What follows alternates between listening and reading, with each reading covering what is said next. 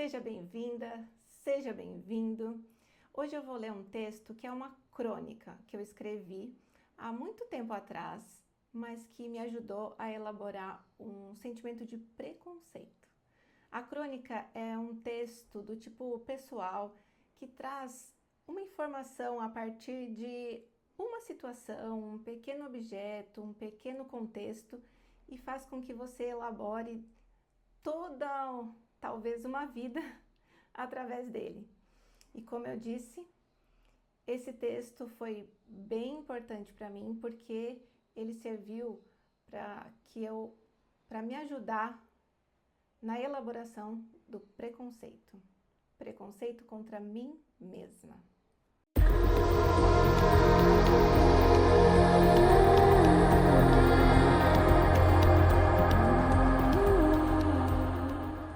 Durante uma de minhas sessões de terapia, tive uma lembrança que por anos ficou escondida em algum lugar de mim.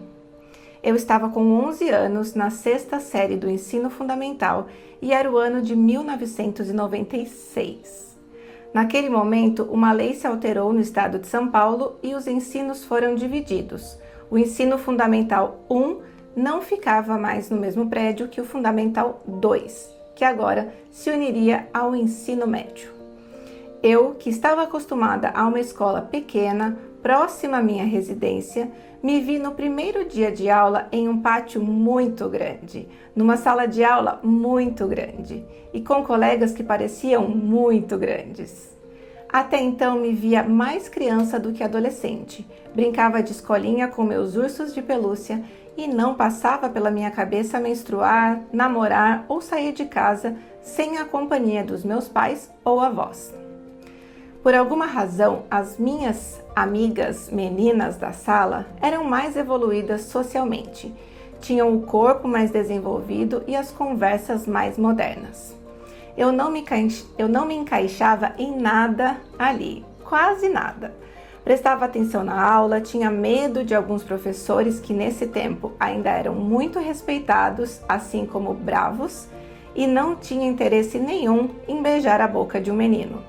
Ainda assim, beijar foi o objetivo estabelecido para a minha vida quando as meninas da sala souberam que eu nunca havia feito. Com essa idade e nesse cenário, pertencer ao grupo era o meu objetivo de vida e aos poucos fui deixando a timidez de lado, conversando mais com as pessoas e caindo na armadilha que quase todo pré-adolescente cai: fazer alguma coisa que não é da sua vontade para ser aceito e incluído.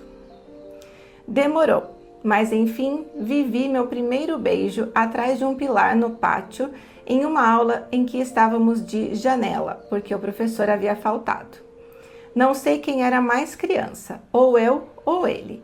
E assim, como não foi uma boa experiência para mim, creio que também não foi para ele. Passada essa fase e agora parte daquele grupo de adolescentes descolados, comecei a ser alvo de uma garota da mesma sala e idade, que parecia muito mais velha e vivida. Por um motivo que até hoje não sei, mas adolescentes não precisam de motivos para se estranharem, né?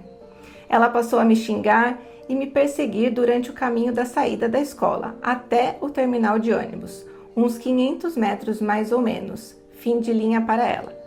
Todos os dias. As meninas que eram minhas amigas iam ao meu redor dizendo para eu fingir que não estava escutando. As amigas dela iam incentivando e vibrando a cada novo palavrão que ela ousava pronunciar. Os meninos corriam em volta torcendo para que a gente se pegasse no tapa, pois para o construído gênero masculino o que valia mesmo era a briga física.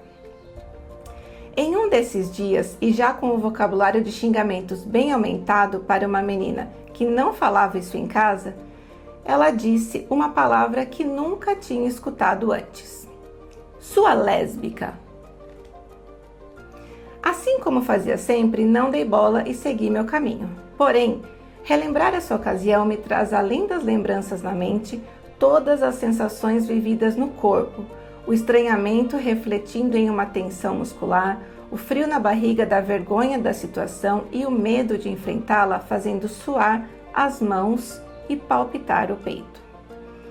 Assim que cheguei no trabalho da minha mãe, que ficava no meio do caminho entre a escola e a minha casa, perguntei: Mãe, o que é lésbica? Ela fez uma cara estranha e tentou desconversar. Eu insisti. Ela respondeu rápido que era quando uma mulher namorava outra mulher e voltou para o trabalho.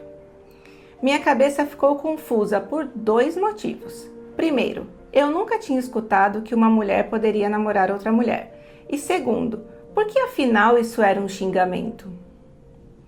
Era errado? Feio? Por que nos falava sobre isso? Hoje vejo o quanto eu era infantil ou inocente em relação à juventude atual, mas o contexto eram os anos 90 em uma cidade do interior com 25 mil habitantes.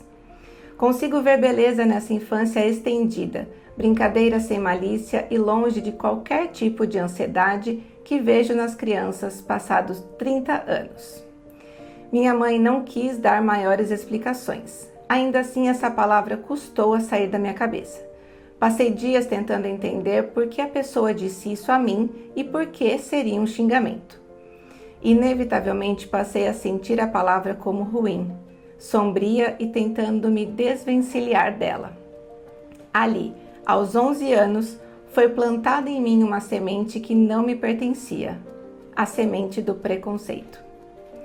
Pensando hoje sobre isso, a questão de me xingarem de lésbica deveria ter algum fundamento que não era consciente em mim, mas o fato de que uma semelhante usou essa palavra contra mim gerou tão mal-estar que bloqueei essa lembrança por mais de 2 décadas. No entanto, tenho absoluta certeza de que esse evento, associado à falta de conversa com um adulto sobre o assunto, deram início a um preconceito contra mim mesma, que eu teria que enfrentar e quebrar anos mais tarde. Enfim, como eu disse no início do texto, foi durante uma sessão de terapia que me veio essa lembrança e eu fiquei com isso na cabeça por dias e dias e dias e tentava até hoje entender. Foi então que eu sentei, abri o computador e escrevi esse texto. Quando eu escrevi esse texto e organizei a ideia, aquilo me fez, me acalmou, como se eu estivesse elaborando. E me fez entender quando eu me vi apaixonada por uma mulher aos 35 anos, eu tive tanto receio em me entregar. Essa é uma história para um outro episódio aí. Talvez eu conte no podcast que eu tenho com esse mesmo nome, Metamorfose em Voz Alta. E aí eu conto tintim por tintim dessa descoberta, como foi. Mas eu era daquelas pessoas que tinha amigos gays. Meus amigos, nossa, eu adorava, admirava e não via problema nenhum em eles estarem juntos, de mão dadas, beijando, se abraçando. Eu incentivava, aliás. E era daquelas pessoas que não que eu não soubesse, no fundo eu sabia que eu tinha um certo preconceito, mas imagina, eu sou descolada, eu sou atual, não tenho preconceito nenhum, né? E aí quando eu vi isso acontecendo comigo, na minha vida, no meu corpo, na minha mente, eu travei e foi aí que eu percebi o quanto de preconceito eu tinha. Então, tinha preconceito ali, que começou na infância, com certeza. Tinha o preconceito religioso, que por anos eu fui criada na Igreja Católica, até depois romper com esse pensamento tradicional. Também pode ser uma outra história para o podcast. Mas eu percebi o quanto o preconceito estava enraizado em mim e nem era meu. Essa é a questão. As crianças não têm preconceito. As crianças nascem tranquilas e quase puras em razão desses preconceitos que a gente traz na vida, como a homofobia, a gordofobia, o racismo. Uma criança não vê diferença entre as pessoas brancas ou pretas. Uma criança não vê diferença entre um casal de mão dada, homem-mulher, mulher-mulher, homem com homem. A criança, para ela, é normal. É a sociedade que vem e implementa as coisas em nós. E isso vai acumulando, parece que não, mas gotinha a gotinha, o copo vai enchendo. E aí, quando acontece com a gente tem duas opções: ou foge daquilo ou enfrenta aquilo. Eu resolvi enfrentar, porque aquilo que eu sentia era ao mesmo tempo muito assustador, mas era muito bom. Pela primeira vez, era muito bom. Então eu resolvi enfrentar. Eu fiz muitas sessões de terapia, já fazia terapia na época, eu tinha uma terapeuta ótima. Fiz muitas sessões, elaborei muito dentro de mim para conseguir aceitar primeiro em mim esse sentimento. E a partir do momento que eu aceitei em mim esse sentimento, não importava mais ninguém fora. As pessoas fora era só a opinião delas. O que importava era aquilo que eu estava sentindo em mim. Mas até que eu não consegui aceitar isso em mim, eu via todo mundo fora com muito preconceito, eu via todo mundo fora com muita maldade. E hoje ainda existem essas pessoas preconceituosas e maldosas, mas elas não me atingem, porque eu sei o que eu sinto, eu sei como eu sinto, eu sei que isso é maravilhoso. Pela primeira vez na minha vida, eu tive um relacionamento realmente saudável e recíproco. Essa é a palavra. E meu coração ficou totalmente em paz. E para mim, o amor é isso. O amor traz paz. A paixão é gostosa, a paixão é um fogo, é ardente, é fulminante, mas o amor, quando ele é recíproco, quando ele é saudável, o sentimento que traz é paz. E eu fiquei em paz. Eu quebrei esse preconceito que começou na infância e depois se estendeu para a religião. E eu digo, foi muito difícil quebrar esses preconceitos. E não é porque eu tinha esses preconceitos que eu não iria viver esse amor. O sentimento amor, ele vem independente de qualquer preconceito. Então, eu faço um apelo às pessoas. Tentem não implementar preconceito nas outras pessoas, porque é muito difícil de quebrar e a gente não precisaria passar por isso.